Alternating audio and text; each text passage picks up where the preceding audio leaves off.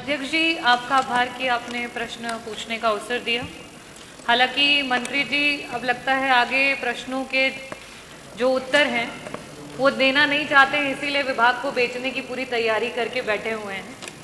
और अध्यक्ष जी, कल जबकि प्राइवेटाइजेशन की जब बात चल रही थी, मंत्री जी ने बहुत बड़े बड़े भाषणों में बड़ी बड़ी बातें करी और ये कहा कि समाजवादी समय में बच्चे तारों पे झूला झूलते थे, महिलाएं साड़ियाँ सुखाती थी। नहीं मंत्री जी, देखिए हम समाजवादी सच हमेशा एक्सेप्ट करते हैं, झूठ नहीं बोलते हैं। और सच था तो पूरी बात भी सुन लीजिए मंत्री जी।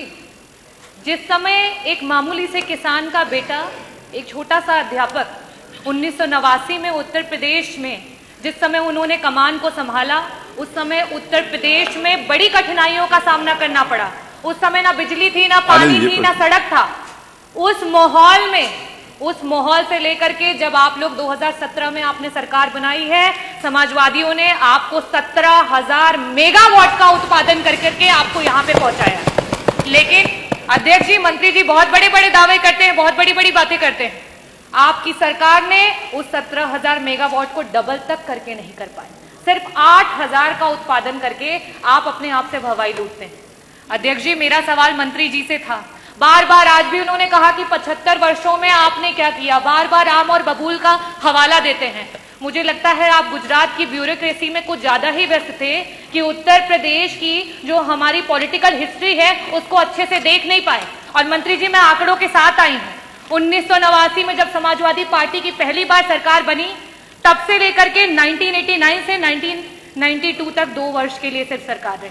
उसके बाद 93 से लेकर के 95, फिर 2003 से लेकर के 2007 और पहली बार पूरी पंचवर्षीय की जो सरकार रही, जिसमें माननीय श्री अखिलेश यादव जी बतौर मुख्यमंत्री जिन्होंने कार्य किया, अपने विजनरी विजन को लेकर के, लीडरशिप को लेकर के पूरे उत्तर प्रदेश को जिस तरीके से उत्पादन बढ़ा करके और बिजली की व्यवस्था को अच्छा किया, वो आज आप उसी की देन है कि यहाँ पे कुछ काम कर पा रहे हैं। और आप क्या कर रहे हैं? आप बिजली विभाग को बेच रहे हैं। मेरा बहुत ही सिंपल सा प्रश्न था आपसे कि जो ट्रांसफार्मर आए दिन क्षतिग्रस्त हो रहे हैं, आप लगा रहे हैं और अगले पल वो ट्रांसफार्मर खत्म हो जा रहे हैं, उनके लिए आपने क्या किया?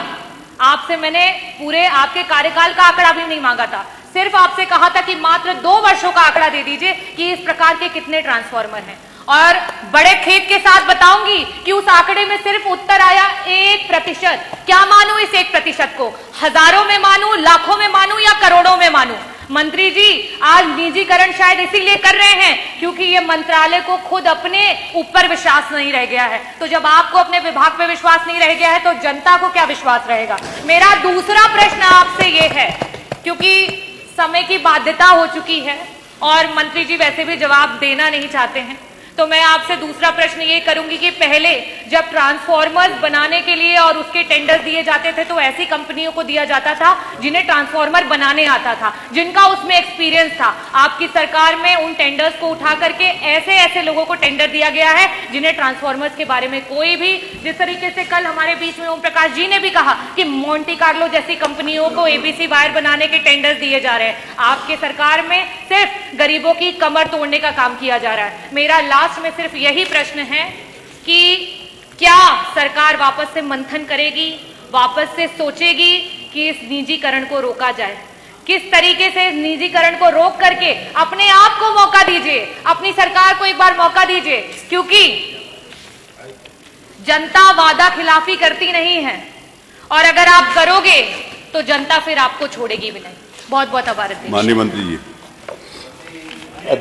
माननीय अध्यक्ष, नहीं आपका नहीं, मुझे ये समझ, एक मिनट पंकज, मुझे ये समझ में नहीं आ रहा। दो माननीय सदस्यों का उनका भी प्रश्न आया तो एक साथ उत्तर दें।